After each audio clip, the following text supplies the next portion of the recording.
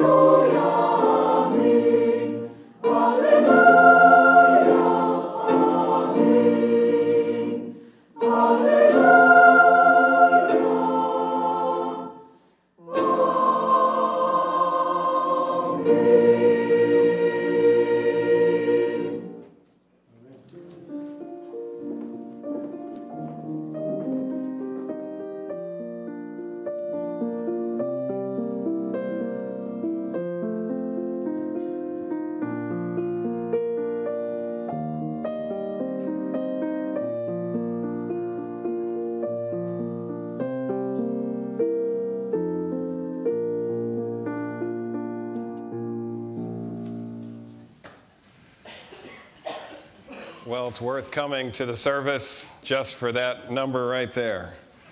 It's wonderful to be in a Romanian church with the Romanian choirs. I was just telling Dan ahead of time that there's something about the Romanian sopranos, you know, that clear, melodious voice that you don't seem to see or hear replicated in very many other settings. So we appreciate that very much. Also here to give you good news in regards to what is happening at Weimar Center of Health and Education. The college is growing, and the number of people on campus are growing. In fact, we have more people taking college classes at Weimar than ever before in its history. And as a result, we have outgrown our chapel. There's no room to have everyone on campus at our chapel. In fact, it's bursting at the seams. A lot of people stay away just because of how full it is. And recently, we've been fundraising for a new chapel where we can expand to about a 600 seating capacity, and also be able to have all of the Weimar campus there at one time, as well as others that would like to come in for special events that occur on campus. We have also had some other exciting things. This last year, the nursing board actually approved us for a school of nursing at Weimar that's a cutout different from other schools of nursing in the state of California. They recognize that we are going to be teaching lifestyle intervention that has to do with nutrition and hydrotherapy and massage. The nurses will learn those sorts of things as part of the curriculum at Weimar. And it will be an accredited program by the state nursing board, but we need space on college for that to happen. We also have the Amazing Facts Center of Evangelism that is associated with Doug Batchelor's ministry. Don McIntosh heads that up at, it's called AFCO, and that's run on campus. And so every dorm room is filled up. We have the chapel is where AFCO currently meets. But as a result of the renovation project, as well as the nursing program, we have a need for an old building to be renovated. It's cleaned out, it's ready to be renovated, where it could hold nursing classes and also hold up to 150 people in a larger classroom setting for AFCO. And so we really need that done by January 20. And that's why we have our architect that came tonight. We know, in fact, our architect who lives here in Loma Linda stated, you know, you need to let the Romanians know what's going on.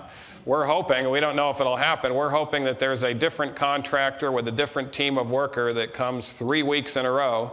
And if you come to Weimar, we will feed you the best New Start diet, free of charge. We will also give you some of our good hydrotherapy and massage for your sore muscles after working hours, you know, a day at the renovation project.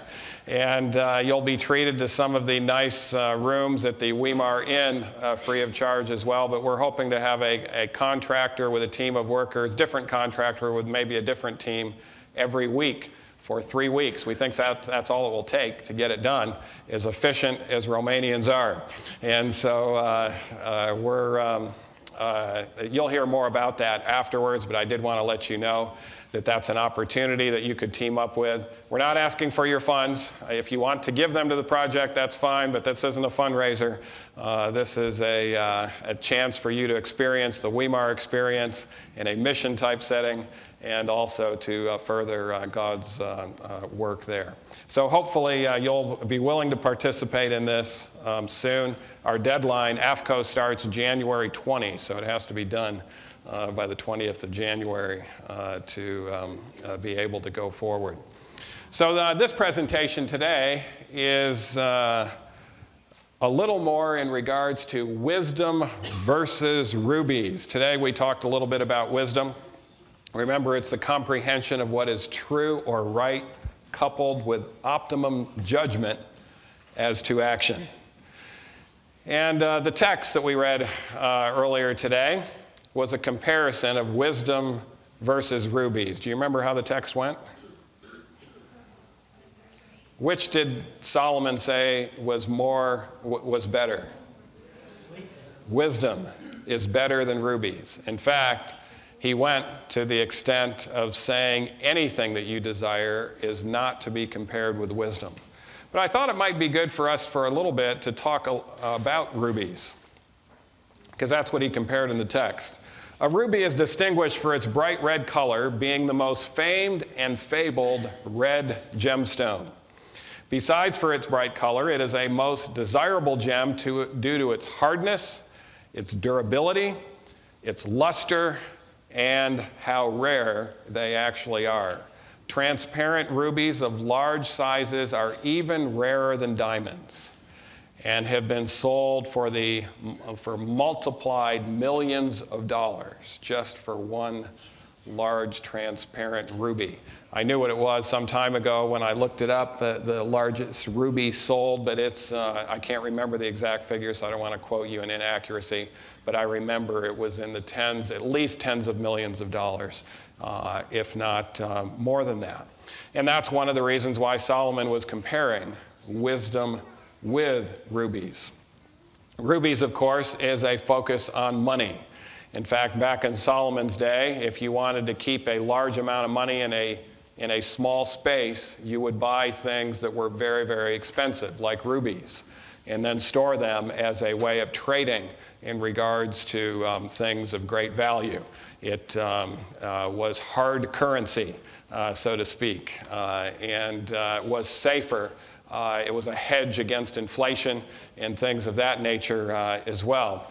And of course, people today are starting to get into the hard currencies of gold and silver, et cetera, because they see where this economy is going with the huge debt that's facing us, now $15 trillion, and with the lack of any payback plan, and with the debt accumulating at an exponential rate, they realize that we are headed for a financial disaster. Nobody knows exactly when that's going to occur because we have such a large economy.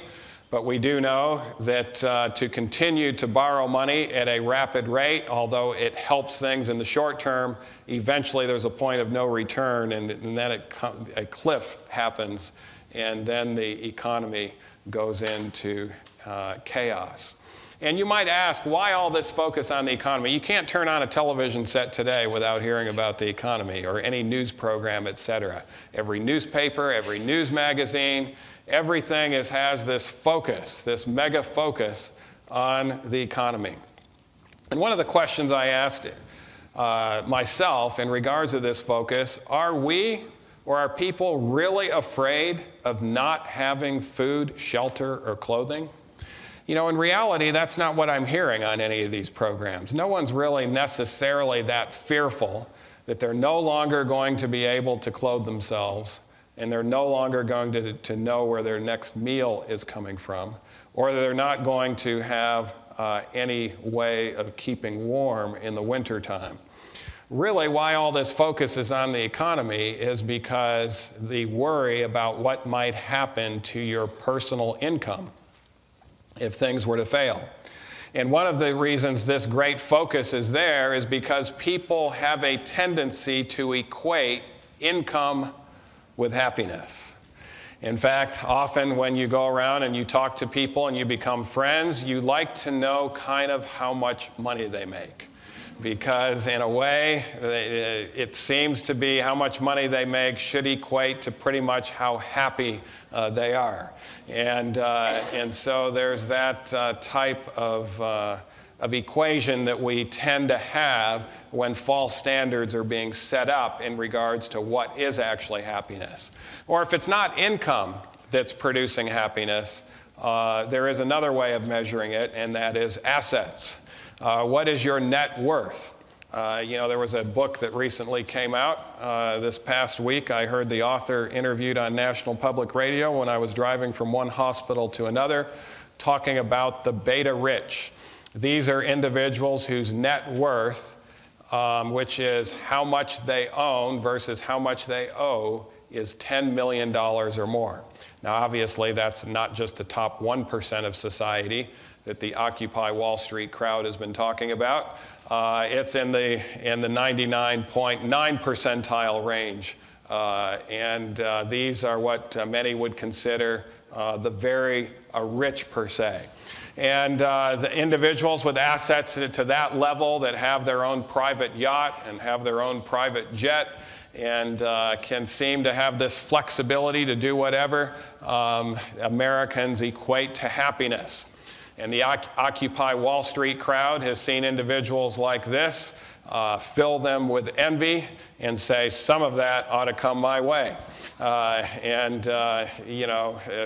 that my $400 check I'm getting from the government every month for sitting and being a couch potato can maybe be at least $800 a month or something like that. And of course, they're already getting something for nothing. And the individuals that get something for nothing and don't necessarily know where it comes from, they don't have anybody to thank, they become very filled with ingratitude.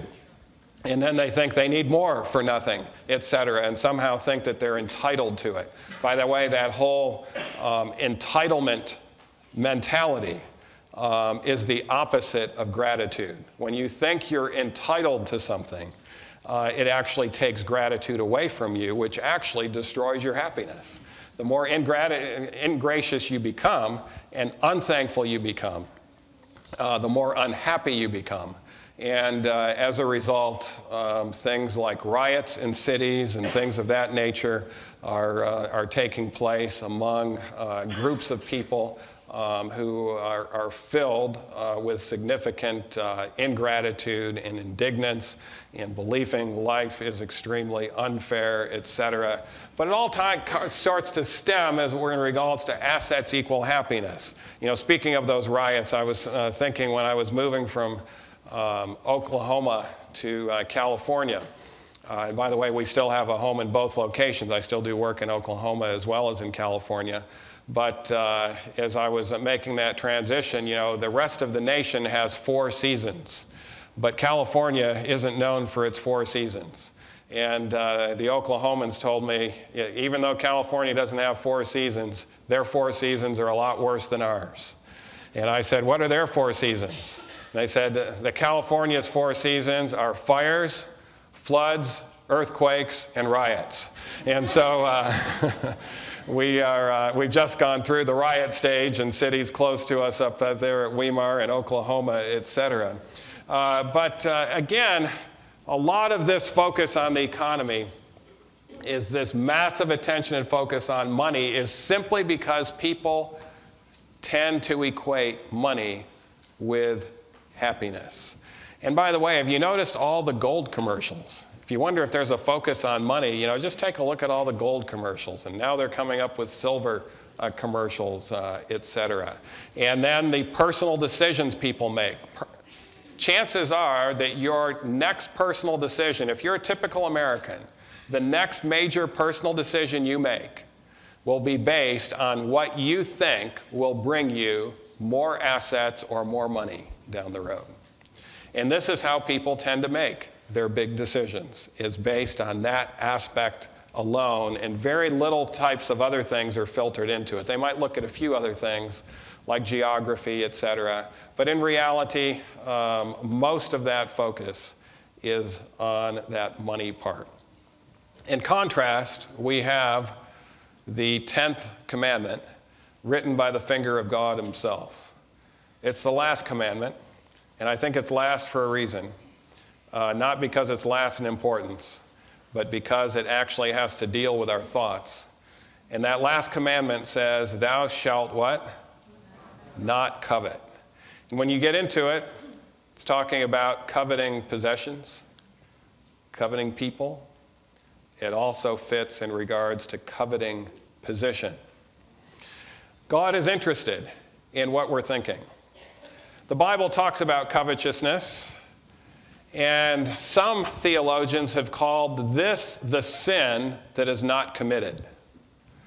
Most sins, of course, are committed. But covetousness is not necessarily committed. You know, it's not an act per se. But it does prove that the Lord is interested in your thoughts.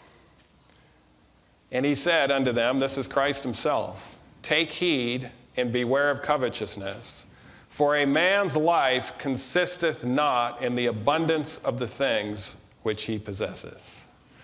So Christ tells us to beware of it, to stay clear of it, and he also tells us that our worth is not at all related to our net worth.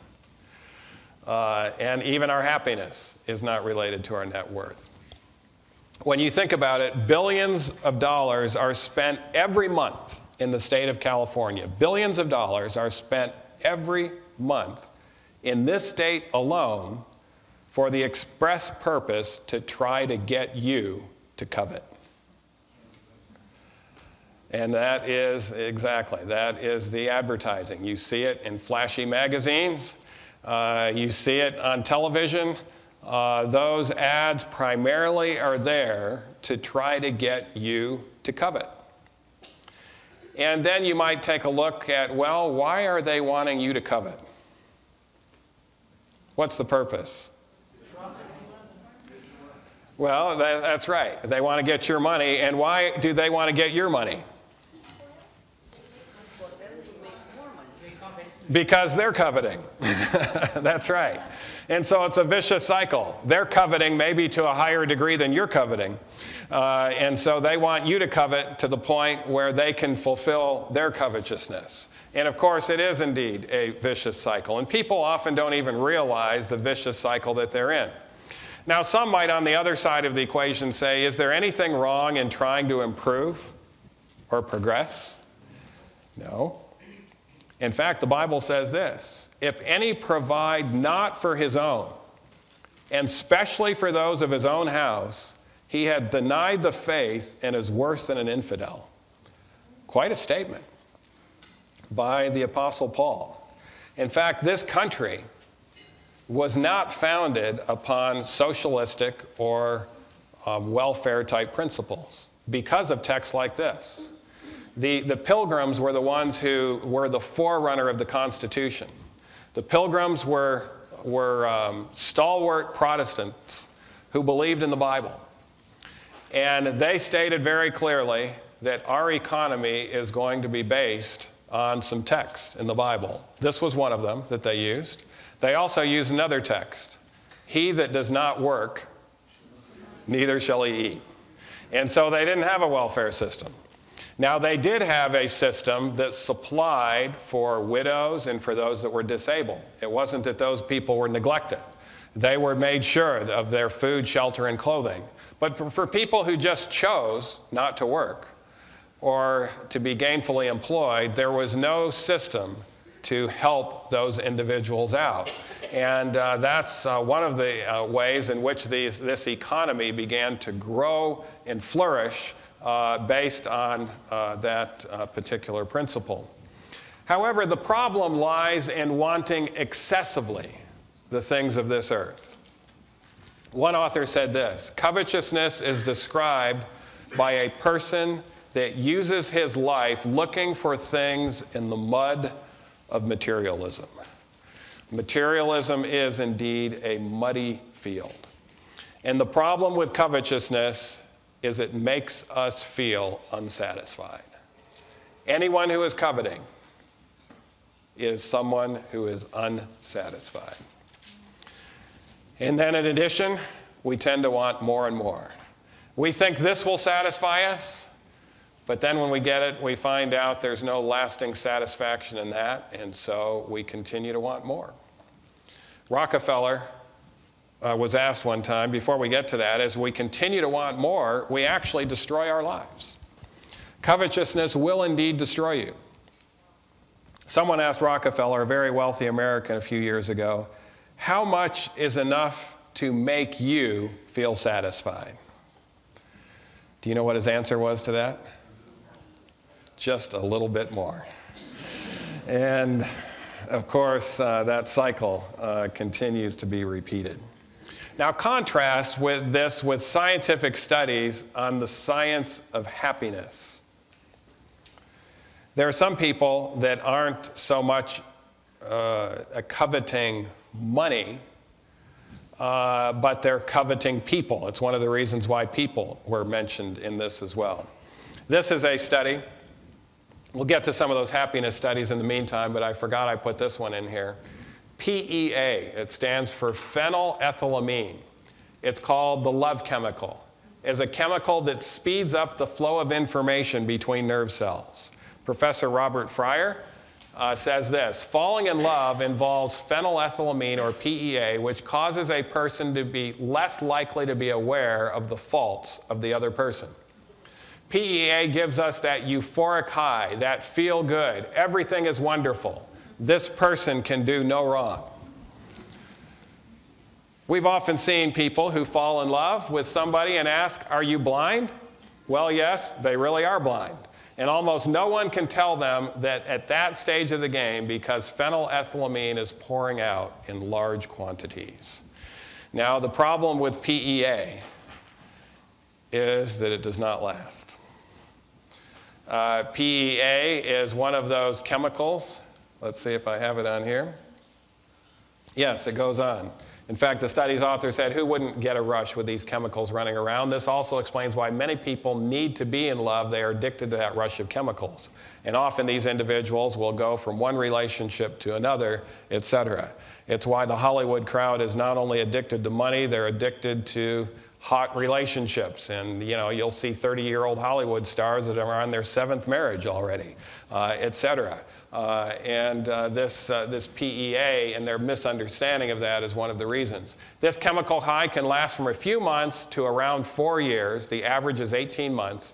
Pretty typical relationship lengths are about the time the passion starts to wind down after this high wears off. Now, this is a different study. Researchers tracked more than 24,000 people, asking participants every year to rate their overall life satisfaction from 0, totally unhappy, to 10, totally happy. The average boost from marriage was small, 1/10 of 1 point on the scale, researchers said. The study, which took 15 years to complete, also found that people who were already satisfied with their lives before marriage tended to stay married longer. People who get married and stay married are more satisfied than average long before the marriage has occurred. Most newlyweds do experience a brief emotional bounce after their wedding, but they eventually return to the same outlook they had on life before they tied the knot. We found that people were no more satisfied after marriage than they were prior to marriage. This is the Journal of Personality and Social Psychology, which really tells us to be happily married, we must first be what? Happily single.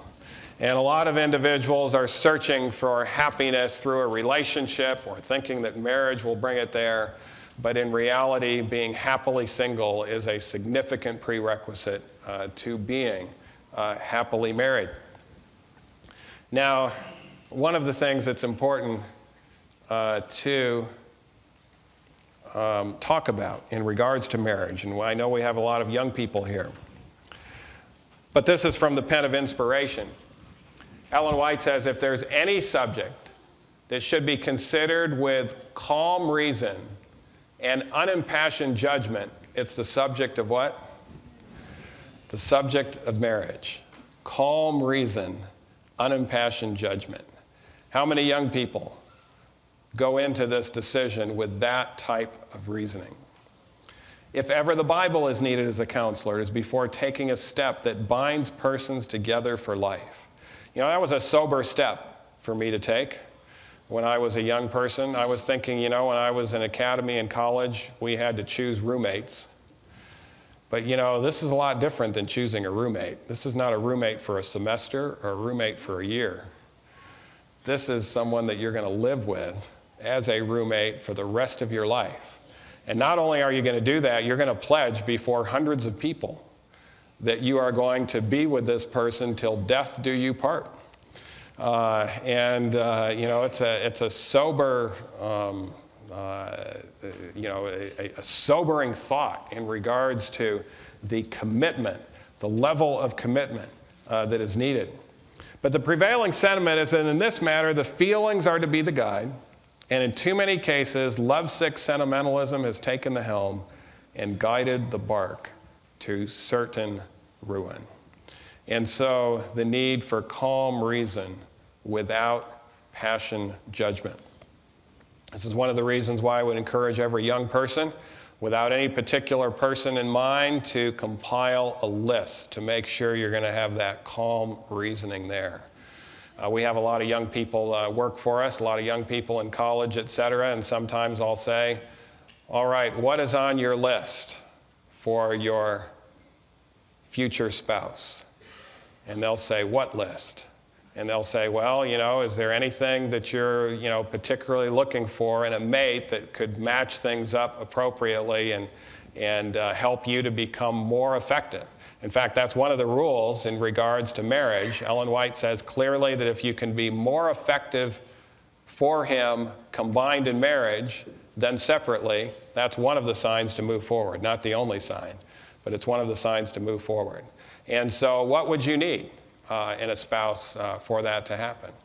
That's one of the things I did actually my freshman year in college. I knew a lot of people tended to tie the knot in college and get into serious relationships, and without any woman in mind, I compiled a list. And I wrote about, the title of the private article I wrote to myself was "The Girl That Neil Nedley Will Marry." And I brought it home, and my parents started reading it and smiling. My sisters, who were older than me, wondered what they were reading, and somehow they got a hold of it, and they read it, and they said, "Neil, it's very clear you will never get married." There is no girl out there close to what you're talking about. And how I had it divided up were into the must characteristics that she must have. Then I had it the majority. These would be characteristics that she should have at least most of. But if she was missing one or two of those, it wasn't an absolute deal breaker. And then I had another list of wants that if she didn't have any of those, they would not be deal breakers. But if she had them, it would be very, very nice. And so that was the list that they were reading through there. And although I compiled it like that, when you first meet a girl, you can often tell right away if they have things on the must list, or if they don't have things on the must list, you can rule out people pretty quick. But you can't rule in people all that quick. It takes a lot of time to be able to develop, if you've done the list right, to be able to develop that appropriately. And I won't get into the story of my relationship. There it is. The necessary list should have the majority. If she has any of these, it would be nice.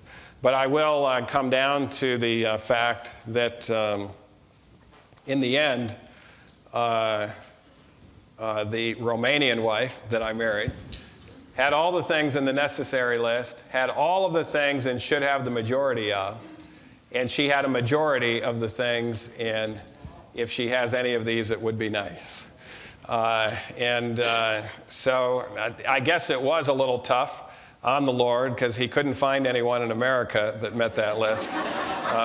But he did have to go overseas and pluck out a blue-eyed Romanian that had it and cross her along my path. But it took me a while to figure it out. We knew each other for 5 years, and it wasn't until 4.5 years that I asked her to marry me. It is a relationship that has continued to grow. We have a wonderful marriage relationship, a wonderful home, and it's simply because it was done with that calm reason, unimpassioned judgment, seeking the Lord's counsel, and the Lord has been able to bless that mightily. Now, this was a question on who is the happiest. This was one of these secular studies. Men or women? Who do you think are happier in general? Men or women? By the way, when it comes to marriage, who do you think are happier as a result of marriage? Men or women? You know, interestingly, studies show that the average single woman is happier than the average married woman in America. So the average single, now that's not talking about the average divorced woman, that's talking about the average single woman who's never been married is actually a little happier than the average married woman. Now we must clarify that because the studies also show that on the happiness scale, this is 0 to 10, the women who are up there at the 10 level across the board, virtually all of them are married. And the women who are at the 0 level, totally unhappy, are virtually all married. And so there's a much greater spread among the married women, where the single women tend to be centered more around the mean, more around where the average is, but they're slightly happier. Men that are married are slightly happier than women, but it's kind of interesting. In most relationships, there is a gender that tends to push the relationship more towards marriage. Which gender is it? It's the women that tend to want to push it towards that commitment marriage level. But in reality, it should be the opposite. Based on what the actual statistics show on that. The woman should be more cautious about that commitment level than the man is. What age do you think is the happiest age? 19? All right, 18, 20s, I've heard all sorts of ages. Well, here's what the studies show. According to a Pew Research Center survey, the happiest age group is men 65 and older. The least happy, men 18 to 29. There's a talk that I've given called Life Begins at 60. And actually, studies show that if you prepare for life appropriately, your happiest days are going to be when you're over 60. You know, sometimes you can retire, you can do a lot of things that you want to do that are more directly involved with your desires. Some of the greatest inventions and most successful people have come up with their inventions after the age of 60. In fact, as a doctor, when I've given this talk, some people have come up to me later on and said, Dr. Nedley, if I knew I was going to live this long, I would have taken a lot better care of myself. Because they're now having all sorts of disability and disease that they wouldn't have had after 60 had they been on a healthier lifestyle up to that time. Married men are happier than singles. We already talked about that. College grads are happier than those without a college degree in general. People who are religious are happier than those who aren't. Now, this is not something the researchers thought they would find. They thought they would find that religious people are less happier. Because secular people think, you know, when you're part of a religion, you have to follow some rules that maybe you don't like and goes against your happiness. And so to be happy, you need to kind of throw out rules, throw out morality, etc. But religious people are happier. People who work are happier than those who don't.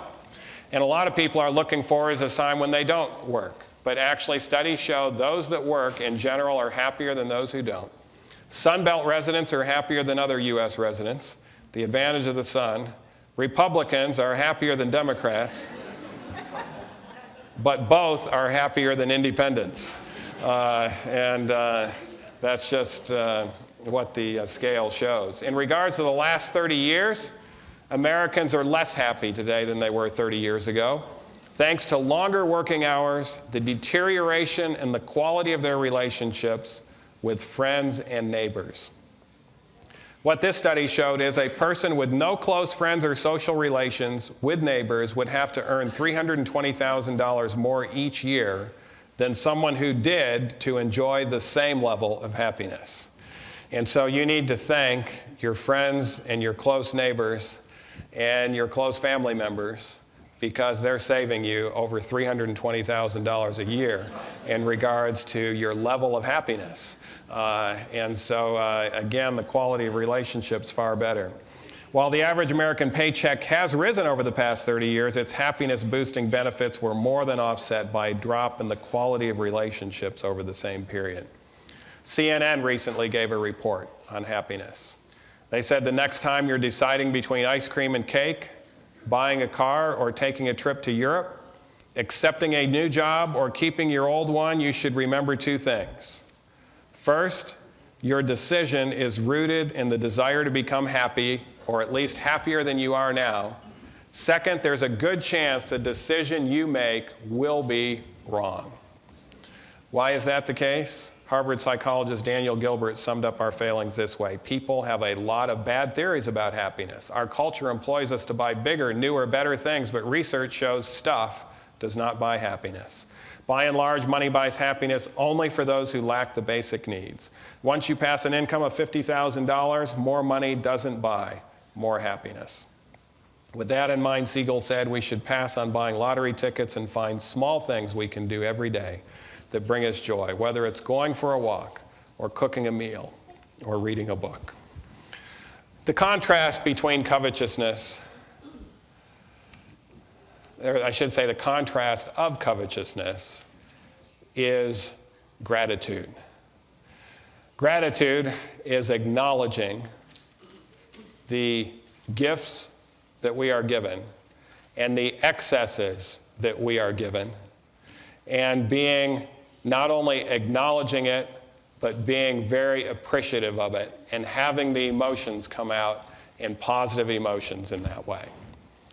That is what Mary did in expressing her gratitude to Christ, and why Christ was so willing to accept that gratitude. Gratitude really is more than acknowledgement. It's also, when we have that feeling of gratitude, we're much more likely to pass along giving to others. And that giving aspect of things is really what God is all about. Christ came here as a result of give, until he could give no more. And this world, unfortunately, is starting to be filled with more takers than it is givers. Takers that are not even gracious. And the reason why they don't give what they have been given and pass it along to others is simply because they are filled with ingratitude. And that ingratitude comes and stems from that breaking of the 10th commandment, that covetousness aspect of things. So this is the season that even the Israelites, the autumn season was the time when the Israelites would take a whole week off just for Thanksgiving. There would be 3 Sabbaths in that whole week where they would count their blessings to God. They would count their blessings that had been received by others, that the blessings that they had received from their parents who gave so much. They would recognize that so much of what they have actually was undeserved. And it was the exact opposite of a prayer that I heard Bart Simpson make. Bart Simpson was asked at a family gathering, it was kind of a Thanksgiving gathering, if he would offer a prayer to God. And his prayer was this: we paid for all this food ourselves, and so we don't have anything to thank you for. Now, it may be on the surface that he did pay for all that food himself, but he didn't recognize the bigger picture. He wouldn't have had the opportunity to work to earn that. He wouldn't have had the opportunity for the food to be grown. he wouldn't have had the opportunity of so many things that the Lord put together that he was so undeserving of to even have that meal. And so in reality, those goods came from the Lord. And that's what gratitude does. Gratitude helps us to realize that, yeah, there may be a small part that we have played in some things, but to recognize that our part is infinitesimally small to what the Lord has done for us. And so I would encourage you, as you discover that wisdom is far better than rubies, to realize that the rubies we do have and are given are really undeserving on our part, and that our gratitude be filled for those who have helped us along life's way, those of us, family, friends, and God, who have given us gifts that we are undeserving of. And let's get away from the cycle of covetousness and instead begin a cycle of gratitude and graciousness to the Lord and others, recognizing that indeed our happiness really has nothing to do with the ruby scale anyways. And so part of this wisdom aspect that we talked about this morning, part of this wisdom aspect is to have that continual day-by-day attitude of gratitude and graciousness to those who have helped us. And in a way, it is a pleasurable virtue. Gratitude is a pleasurable virtue. And it's one of the most virtuous pleasures as well. And so why not take advantage of the opposite of covetousness and go forward with a life filled with gratitude, which will then, of course, bring forth feelings of love as well. That love of God is an integral part of the gratitude that's there. Well, I want to thank you. I was told to go to 6 o'clock, and it's close to that now. But I also wanted to invite, just for a few minutes before our closing song, Hani and Erica. I don't see either one of them here. Yeah, Erica still has a sick boy at home, so I don't know if she had to leave or not. But I would like to invite them up to tell us a little bit about the Weimar story, and then we will close with a fitting closing song for this particular message. Before they come up, since we still have a little bit more time and they're not here, one of the things I would like to talk about is this aspect of confusing needs with wants. One of the things that human beings tend to do is they tend to tell themselves they need something. Do you need a new car? How many of you need a new car? You know, it's a want, but it's not really a need. Do you need to have a certain job? Do you need to have whatever? When it comes down to it, there's only a few things that we need. Those needs are very small. We do need to have sufficient warmth. One of the things you can ask yourself, the question is to distinguish it, is how long can you go without this before you die? If it doesn't affect that, it's a want. It's not a need. So let's ask yourself the question and that can also help on the covetousness scale because so many times people believe they need something, and it's really due to that covetousness part of things, and it's not really due to any particular real need. All right, Hani is here. He has something to show us. Is Erica coming up with you, Hani, or no?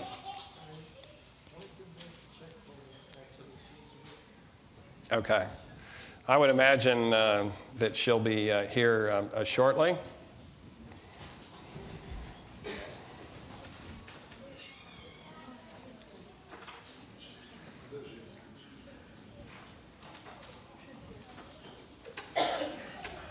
I guess you must have been surprised at how short my talk was. Yes, I was trying to end on time, so...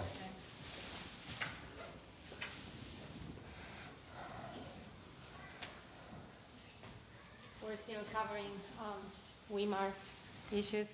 I had a friend of mine that used to be a Lifestyle Center of America, and she asked, can I come and just donate some of my time to Weimar? And I said, sure. will take any volunteers. And she agreed to come for 2 weeks.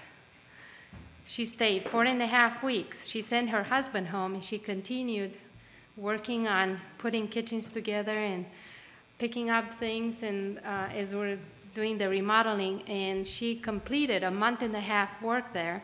So she came over tonight to hand me all the papers and everything. So we're covering the last few things of her departure, because this was the time to meet before she left home. So it's been something. My parents and I have been here for 20 years. English or Romanian? Do you want me to speak English or Romanian? Vorbesc românește? I was hoping you want to understand what I'm saying, but that's fine. They will get you a translator. You can tell me afterwards. Ok. Am venit cu părinții din România în 81 și, de fapt, în 80 în primăvară, dar am cunoscut pe soțul atunci. Și totdeauna am gândit că ar fi frumos, poate vreodată, să facem lucrare misionară. Dumnezeu ne-a ajutat pe bază de depresie și pe bază medicală să facem să ajutăm multe persoane în lume, și am avut ocazie să lucrez prin el ca lucrare misionare. Și în 3 ani în urmă, când a fost chemat să meargă la Weimar, a venit acasă și m-a întrebat, zice, ce să facem? Să considerăm... Ok, I can switch. Românește vorbesc numai cu părinții, dar cu soțul vorbesc totdeauna engleză, că nu știe românește, așa că voi vorbi acum în engleză. I just told them that I had to speak Romanian with my parents. With you, I always had to speak English. So now I switch over on that. It's been about 3 years that Neil has been asked to go to Weimar as a president, and at the time he came home and he said, what shall we do? Shall we consider all of this? I said, dear, you make the decision, I will follow whatever you want to do. And he said, we have to do a pro and con list.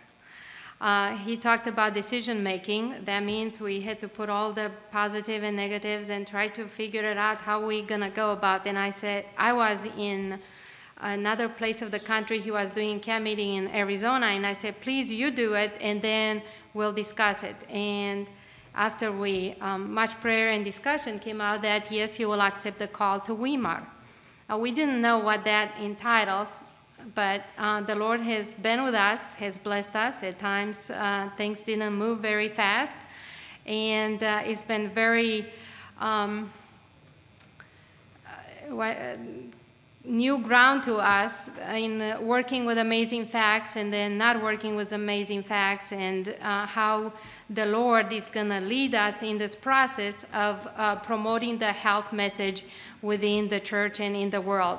And all of this in the context of furthering God's cause and speeding his soon return. So it's been a lot of things that have been happening at Weimar that has particularly encouraged Neil in the last 3 months since August that we have separated from Amazing Facts. The uncertainty has been greater on campus, but the Lord has blessed, and we have gotten definite direction that we're moving forward actually at faster speed than we were before. And we had direct answers to prayers, and we know that we're ready to step forward actually in a greater position as before. So Hani has been working with us from day one. 3 years ago, when Amazing Facts asked to join campuses, we brought different architects to take a look at the plans and where we can go. And we're very impressed with Hani's commitment and his desire to follow the spirit of prophecy, and his desire to keep the nature as part of the campus, keep the structure as much there as possible. And because some of the other architects, they were recommending that we just level and start from scratch. And Hani came with a new, fresh idea of how can we maintain the campus the way it is, and then structurally change it, make it more functional, more up-to-date, and incorporate the nature, the herbs, the beauty of the compound to be part of the whole master plan. So he's been a blessing to work with, and I would like to have Honey come up and just present a couple of the ideas that he has worked on for the last 3 years. He's been patiently waiting for us to move forward, because you can have ideas, but if you don't have the finances, it's hard to move forward. And it was just 3 weeks ago that somebody has offered to fund the new chapel. And when we saw that, we thought, wow, what a miracle right there to move forward with the bringing God's, you know, when the Israelites were there, the sanctuary went first. And we felt like this is a direct answer of putting God first, getting the chapel, trying to keep the children under proper instruction. There is a lot of theology out there in California. I guess you know, it's Southern California, the Northern California too. And it's very difficult sometimes to keep that purity of the campus when you don't have a heart to give the pulse, the proper instruction. And we would like to move forward with that, but we don't have another place for AFCO right now to go to, because we'll tear the chapel up. And that was the largest room in the entire campus, 150. That's the largest room that you can meet. So when we have conferences, and we had camp meetings up to 1,000 people, we put a big tent up, and we can manage it. However, you cannot put a tent in January and have AFCO go out there and be instructed. So it's very important to try to create another conference room that could be used as a chapel, later on for a library, continuing with the AFCO classes while the construction is going on, and we have the funds to move the chapel right now. So, Honey, would you mind coming up and let's just share a couple of things on the Weimar campus.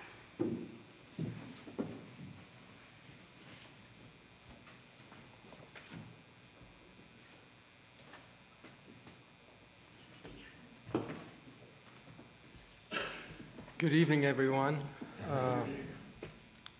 Actually, we're very thankful that the Lord has blessed all this time and that made it possible for us to work on these plans and so we can reach somewhere. But I've talked so much about our Romanian brothers and sisters here because I saw what you have done in the church, and I've been talking about you to Weimar and everybody. You have to come closer to the phone. And some of you actually been there. I've took some of you out there and show you what our plans are.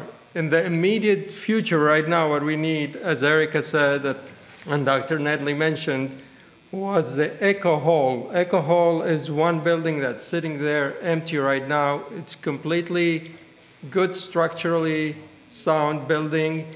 It has a good roof on it. All we need to do is do the drywall, you know, on the walls. We need some electricians. We need some framers, plumbers, you know, and if we can take these people out there with, you know, very short time, if we can encroach on you guys at this time of the year to give back to the Lord what you can, whether it's your time or funds or however you can help, that'd be great. But we actually are asking for physical help at this point. So we need to have as many as electrician or plumbers or framers, drywall people, painters, to finish this work in 2 weeks. How many square feet is the building? It's 27,000 square feet. 27,000 square feet. That's, well, actually, we have the retail and all that going on for the future expansion, but we have the sanctuary is about the church itself, 7,200 square feet, but the lower level is another 7,200 for all-purpose room as a conference. Okay, I was talking about Echo Hall. The Echo Hall. Echo Hall is about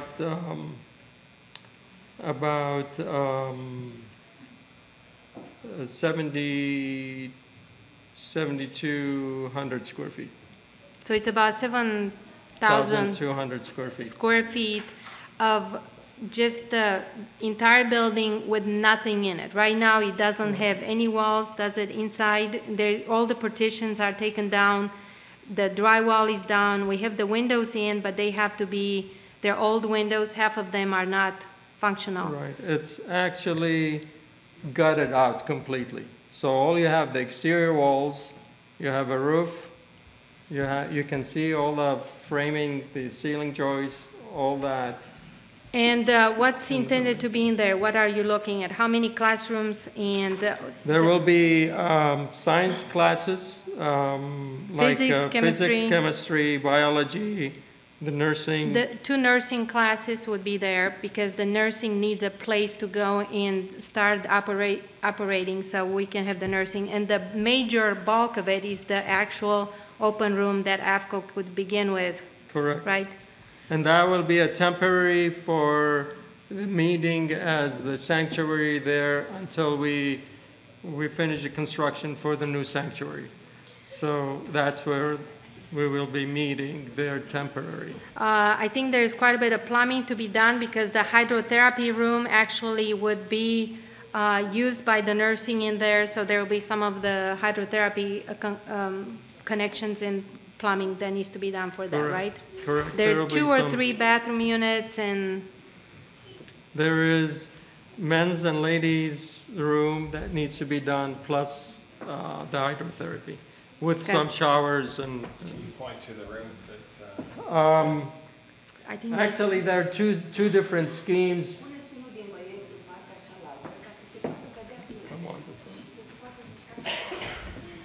I think this is the whole master plan. Yeah, right? these are basically the master plan for the whole campus. What you're seeing is the several buildings that are existing there and some new buildings. Actually, the darker color are, basically the infill for the new building, and the lighter colors are the existing building on the campus. So, where's the Echo Hall? Can you show them particularly? This is Echo Hall right here. This is an existing building. This is the cafeteria. I don't know if you're familiar with Weimar, but that's Echo Hall. This is the building that's going to be taking most of the work the next 2 weeks, 2.5 weeks. So, and this is the new sanctuary that we're going to build and we have the funds for. So if we can ask and pray that the Lord may put it in your heart that you can come out to Weimar and give us a hand. And I think the way it's going to work, you are the Romanian marathon, Maranatha actually, Romanian Maranatha for Weimar. So we would be looking forward to see if you can finish this in the next, between now and then.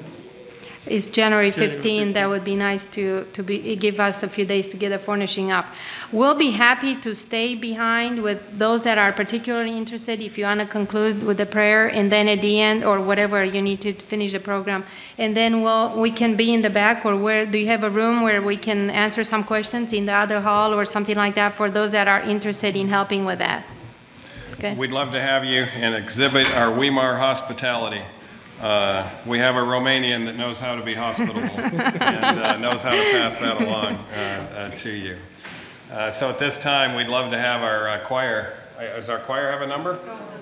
No choir number, just a closing song. Is that right? Do we have that? All right, so let's go forward with our closing song.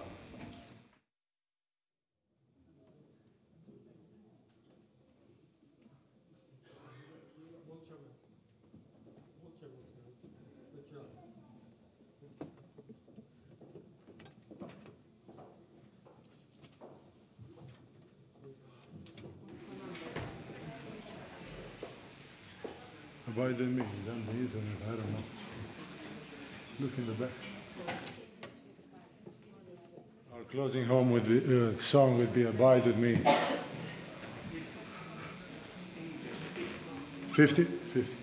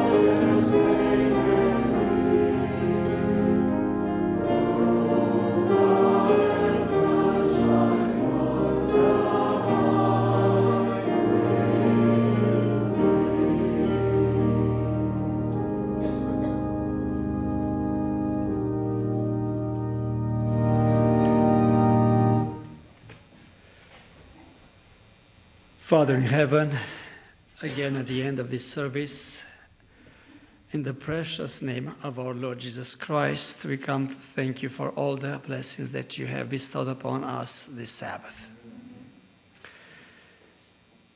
We ask special blessings upon our visitors and guests. And Lord, you who read hearts, you who knows what is going on in every place, in every mind, you who control everything, we ask you to take again charge of every project that thy people endeavor to adventure.